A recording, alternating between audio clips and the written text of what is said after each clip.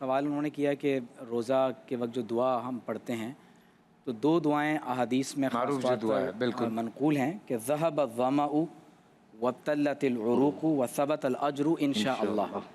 کہ جو ہی ہم نے روزہ افطار کیا تو ہماری پیاس مٹ گئی، ہماری رگیں تر ہو گئیں، اور اگر اللہ نے چاہا تو اس کا اجر ثابت ہو گیا۔ اور ایک روایت میں یہ بھی ہے کہ آپ صلی اللہ علیہ وسلم نے یوں بھی دعا فرمائی کہ بسم اللہ اللہم لک صمت وعلی رزقک افطرت،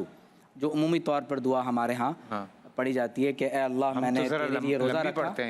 اے اللہ میں نے تیرے لیے روزہ رکھا اور تیرے دیے ہوئے رزق سے افطار کیا۔ تو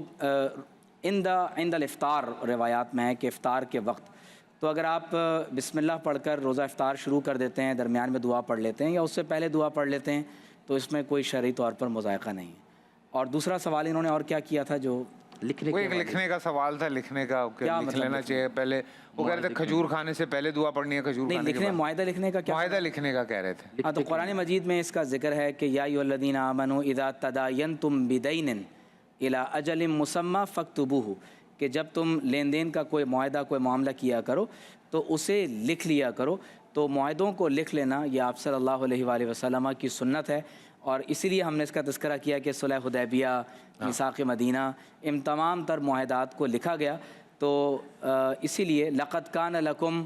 فی رسول اللہ اسوۃ حسنہ، یعنی لکھنے اور سنت کے اعتبار سے لقد کان لکم فی رسول اللہ اسوۃ حسنہ لمن کان یرجو اللہ والیوم الآخر وذکر اللہ کثیرا، اور ایک ہی آیت کہ قل ان کنتم تحبون اللہ